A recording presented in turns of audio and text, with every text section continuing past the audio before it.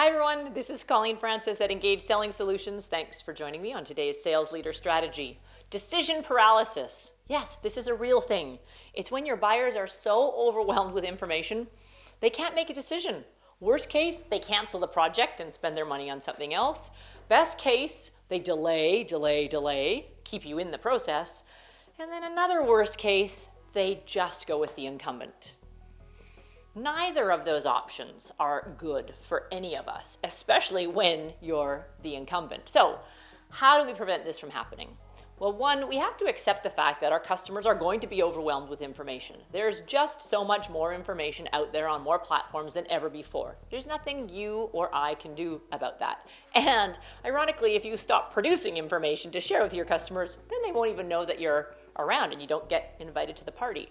So we have to participate in creating the problem to some degree. So how do we get them to make a decision? One, we need strategies that will actually help them make sense of the information that they're receiving.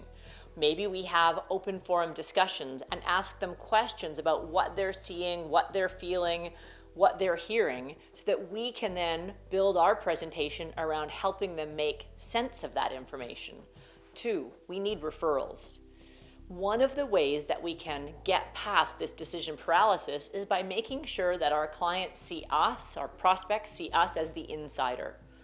We need referrals and testimonials. We need people inside their organization and outside, their trusted advisors, centers of influence, to all say, yeah, Colleen is the person that I would trust to do this. So inundating the customer with referrals and testimonials is one way to position yourself as that insider who will be the least risky choice. We also want to make sure that we're dealing with a broad number of people inside that organization. So I was likening this to a Seinfeld episode the other day with a client. Remember there was an episode where George got fired from his job, but he kept showing up and people just kept thinking he was working there and he would just wander around the hallways. And because he was there, everyone thought that he still worked there and that they knew him. Well, in some degrees, we kind of need to do this as salespeople.